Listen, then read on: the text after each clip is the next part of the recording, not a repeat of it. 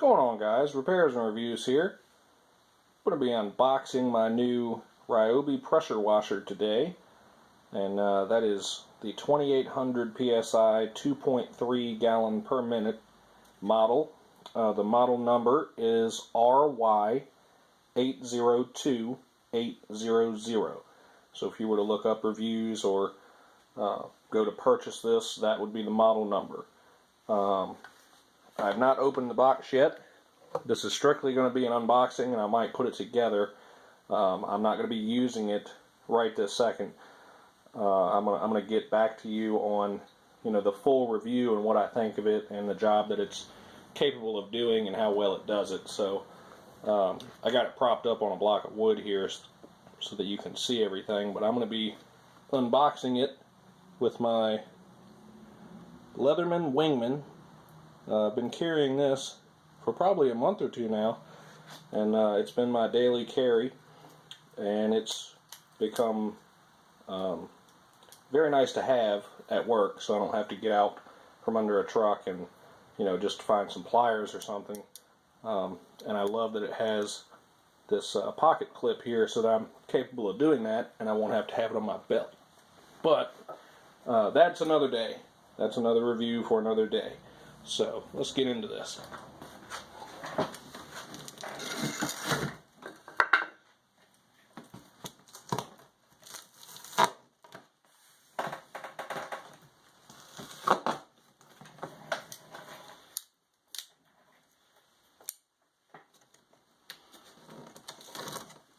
Very sharp, by the way.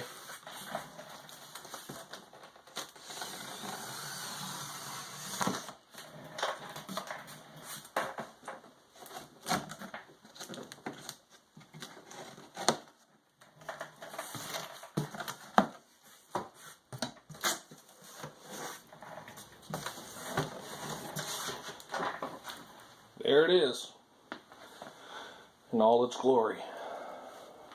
I've been researching power washers, and I was going to get a used power washer. I was going to try and trade a generator, like on Craigslist or something, and I kind of thought about it, and, I don't know how other people treat their equipment, so these pumps on these lower end pressure washers are kind of, they're kind of finicky. You don't want to get somebody's that has been abused, and the third time you go to use it, it craps out on you. So I went ahead and just got brand new. This was from Home Depot.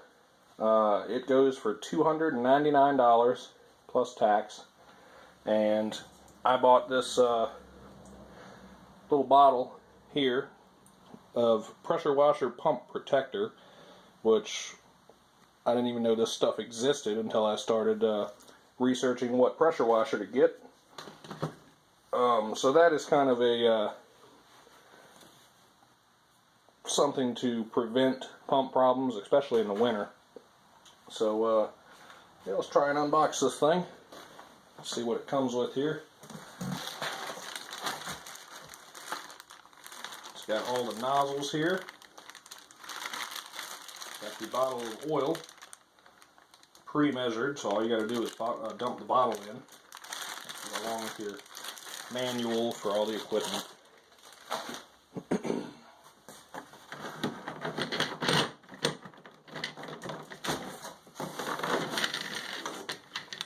Got the 25-foot hose and the half of the wand. And one reason I went with this is this is actually a pressure adjuster, I'm guessing. So you can actually, without changing the tip, you can actually go from lightly spraying something to full-blown power, and I really like that. I didn't know that was an option until I started researching these, so that was a selling point. They actually sell this separate for like $30 just alone, so I think that's pretty nice to have.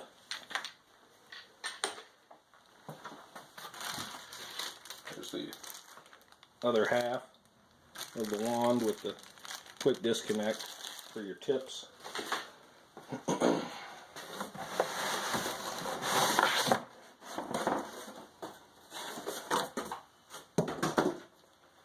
This is your handle assembly, and it's got, I like how it's got all the stickers and directions pretty much right there on it. So you don't have to go back to the manual to figure out if you had any questions or anything and try to remember. You know, it's all right there. So, and it's got which nozzle is recommended for what job. So I like that. I'll probably keep that with the manual. But see if we can go ahead and see how easy it is to assemble here. Press these two little tabs, and it's in there. And of course, you probably didn't see that at the angle I was at, so my bad. But that's as simple as it was. It's done. Let's see if we can lift this out of here.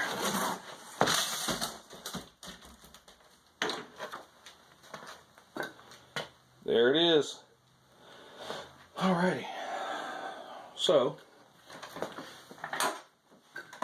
one of the reasons I went with this was for the engine right here.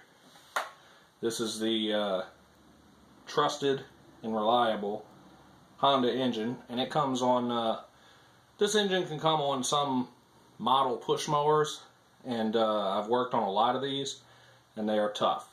They're very tough. If you've ever been inside of one, the cam, and it's got a timing belt, and it all just seems very cheesy if you've ever worked inside of it, but I mean, it's whatever they're doing is working. I see very little problems with any timing belts, any cams, anything like that. So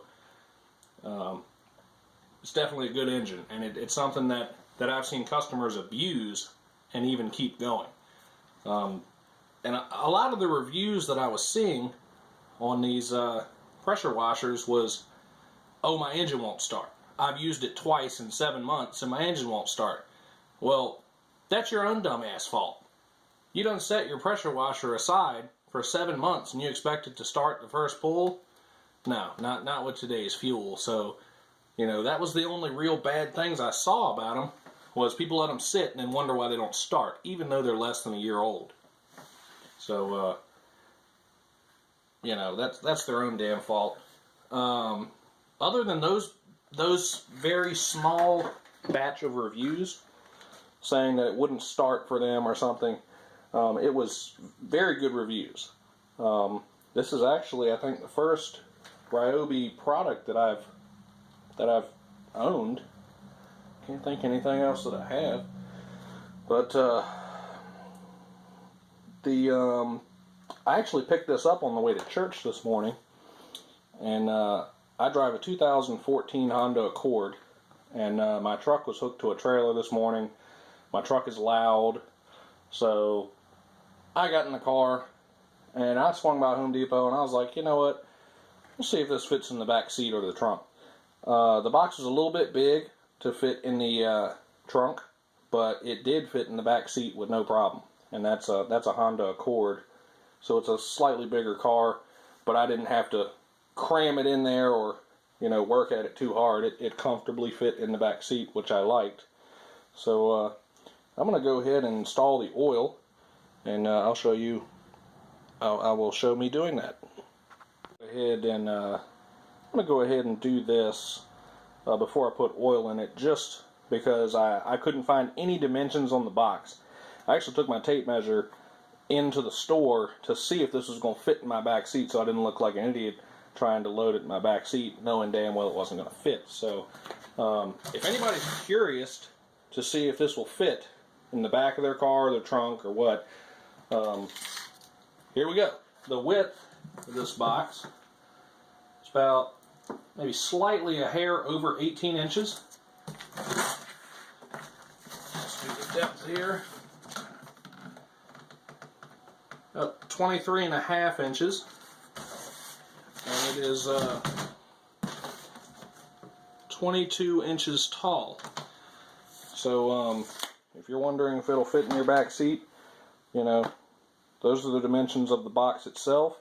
Like I said, it fit really nicely in the back of my 2014 Honda Accord. So there you go. Alright, they try their best to keep this stuff idiot proof. but I've seen a lot of instances over the years working on various people's stuff that even this won't save everyone. So, you know, read the directions. I'm going to go ahead, take this little tag off here. I've got a little funnel here so we don't make a mess. And the tag says, in case you didn't catch it, fill with entire 12-ounce bottle. So here's the bottle. Honda still takes 10W30. They've been taking that ever since I can remember. So when you go to change this, get 10W30. See if I can open this here. And just fill with the entire bottle.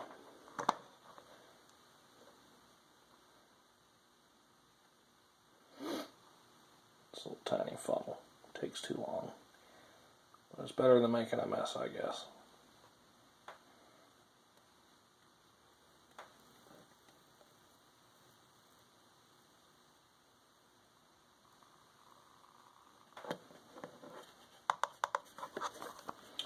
And this is actually a pretty nice bottle to keep around for the next time that you need to change your oil. You know, it takes the entire bottle of this 12 ounce 10W30. So you can just refill this bottle up to the 12 ounce mark and just pour it in the next time. But I always go the extra step. You can never be too safe. So make sure that you're checking your oil level just in case. Don't just dump it in there and hope for the best. So wipe your stick off. And Honda does not screw in, it just rests in there. And it is right there up to the mark. So it's dead on. Some other engine manufacturers will thread in to check. Honda does not, unless they've changed that. I've never owned a new Honda. I've always owned other people's stuff, but Honda's great. It's a great engine. This is their entry level. The GCV is the entry level engine, but it is still a very good engine. So gonna give you another look at the other side here. Alright, this is the other side of the engine. I like how everything is labeled. Nice big writing. You know, they've made this as easy to operate as possible. So you flip to the on position. There's a run and start for the choke. So you pull out to start. Once you get it started and warmed up, push it in to run. Here's your fuel shutoff valve down here. It says the picture here, this is on and that is off, and it works nice and smooth. So I like having that feature. You know, when you store your stuff for any extended amount of time, it's always good to block the flow of fuel off to the carburetor, because I've probably majority of people, it's either happened to you or happened to someone you know, where you come to start your stuff the next time and there's no gas in the tank, and your shed or garage just smells of gas. Well, that's because it's done leaked the gas all over the floor, or, you know, through the carburetor, or it's even filled your engine, and all the gas has leaked down into your engine, and now it's in the block. So that stuff happens. You know, it's nothing that you can really prevent, especially with today's ethanol fuel. But you know, it's always good to have this. And if I don't have it, I typically install one somewhere. So it's nice that this already has it. This has the nice, easily serviceable air filter that Honda's been using for quite some time. And this filter is the same as a Briggs & Stratton push mower, some of the older flathead models. and I like how they were, you know, interchangeable with one another. So that's always nice. Didn't have to stock but so many different parts. Another thing I like, and this, everything's coming, you know, labels and bright writing, and it's really nice for someone that doesn't know exactly how to work your first power washer or anything like that. I also like the big fuel cap. It's something you can really get a hold to, and you know, you're not going to lose it because it's attached. I'm not 100% what the heck this is supposed to do. I might have to research that. If somebody knows, leave me a comment. Honda used to stick little screens in here, and this it would have something like this, only with a screen, and that was to catch debris and trash. So I like that option. I'm not sure what this is supposed to accomplish here. Maybe it's something to help those new crappy style gas cans, because you have to set them on the lip and push or something. I don't know. We're not going to get into that very much. But that's pretty much it. Also, well, let me see. Get my bag here. Oh, crap. It's a bag inside of a bag. Oh, look at that! That's a funnel to fill your oil. Dang, they thought of it all now. Of course, I didn't see that, and I've already filled my oil, but, you know, I had a funnel, so I'll save this for something later down the line, so I can just dispose of it and not have to clean anything. Well, you can take your nozzles here and just put them in whatever location that you see fit. And I have not assembled the wand or anything yet, but when you do, it's got a nice spot just for that. So, first impression of it, very, very well built. This, like I said, this is the first Ryobi that I believe I've ever owned.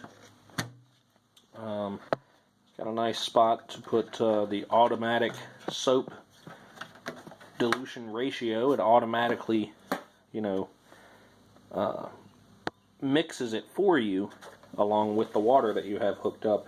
And one thing you don't want to do, you do not a lot of people know this, or at least I'm assuming, because I've seen a lot of pump scope ads, so you know, most people might not know that you cannot run this engine without water being fed into your pump. It is very bad for the pump. You're running the pump dry. The water, as oddly as it sounds, I don't know if it really lubricates it, but it's definitely keeps it cool, because without the water flowing through it, it will heat up and it'll burn your pump up. So it does have a little water screen down here. Oh no, that's not a screen. What the heck is that? Maybe it's a screen. I thought it was. But everything's nice. Feels nice. Can't wait to use it. And once I go and fill it up and get it started and hook everything up and have a chance to really use it, I will of course post a video reviewing this.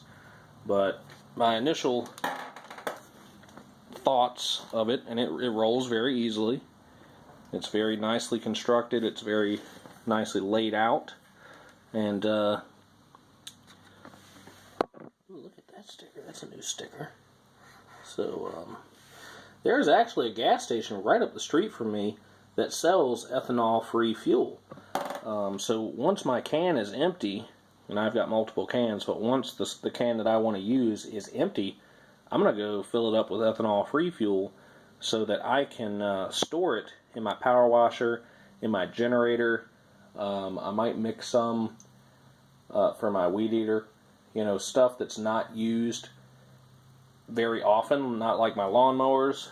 I might stuff some in my push mower because that's not used very often. But from what I saw, and gas right now is about $2.23 a gallon here at this current date. This fuel was $2.89. So the ethanol-free fuel is actually not as overpriced as I thought it would be. I actually went and checked it out, and yes, they do have ethanol-free fuel right up the road from me, and it is not that god-awful expensive. So I'm gonna go fill one of my cans with that. But yeah, once I get to use this and finish assembling it, I'll definitely post a video reviewing it. So stay tuned for that. And this has been Repairs and Reviews. Thanks for watching.